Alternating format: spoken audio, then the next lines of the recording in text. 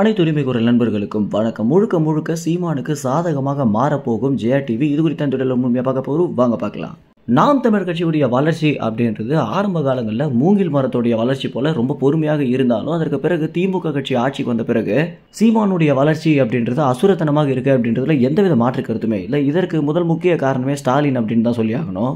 திமுக கட்சியுடைய செயல்பாடுகளும் திமுக கட்சி அப்படின்றது பாஜக கட்சியை எதிர்க்கக்கூடிய கட்சியாக அனைத்து விளம்பரங்களையுமே பண்ணி தான் திமுக கட்சி ஆட்சிக்கு வந்திருந்தாங்க. ஆனால் காலப்போக்கில் ஸ்டாலின் ஒரு வேலைக்காகாத தலைவர் அப்படின்னும் மக்களுக்கு ஸ்டாலின் மேல ஒரு ஈர்ப்பே இல்லை அப்படின்றது காலப்போக்கில் தெரிய வந்துருந்துச்சு. அதற்கு பிறகு திமுக கட்சியுடைய ஒவ்வொரு செயலுமே பாஜக கட்சிக்கு ஒரு பி டீம் இருந்தாங்க அப்படின்னா எப்படி செயல்பாடுகள் இருக்குமோ அந்த மாதிரி தான் முழுக்க முழுக்க செயல்பட்டு வந்துட்டு இருக்காங்க. இது குறித்து சீமான் பல இடங்கள் என்ன சொல்லியிருக்காரு அப்படின்னா, பிஜேபி வந்துரும் அப்படின்னு பூச்சாண்டி காட்டி தான் திமுக கட்சி ஆட்சிக்கு வந்திருந்தாங்க. ஆனா தற்போது திமுக கட்சி ஆட்சிக்கு வந்திருக்கா இல்ல பாஜக கட்சி ஆட்சிக்கு வந்திருக்கா அப்படின்னு தெரியாத அளவுல தான் திமுக கட்சியுடைய ஆட்சியே இருந்துட்டு இருக்கு அப்படின்றத சீமான் வைக்கக்கூடிய முதல் விமர்சனமாகவே இருந்துட்டு இருக்கு.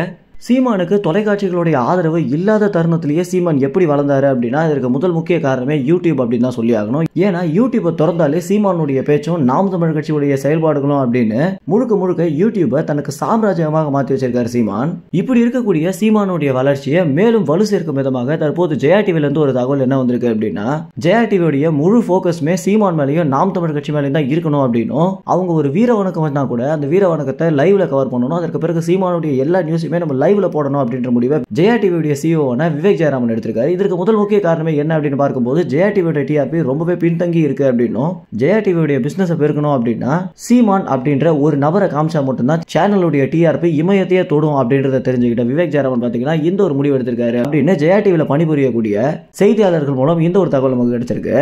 இந்த ஒரு தகவலை பார்த்தீங்கன்னா ஜெயா டிவியை வெளியிடுவாங்க அப்படின்னு எதிர்பார்க்கப்படுது. இந்த வார இறுதியில் அல்லது தேர்தலுக்கு பின்னர் தான் இந்த ஒரு தகவலை வெளியிட போறாங்க. மேலும் இந்த தகவல் குறித்து என்ன நினைக்கிறீங்க அப்படின்ற கருத்தில் கமெண்ட்ஸ்ல தெரிவிங்க. நன்றி, வணக்கம்.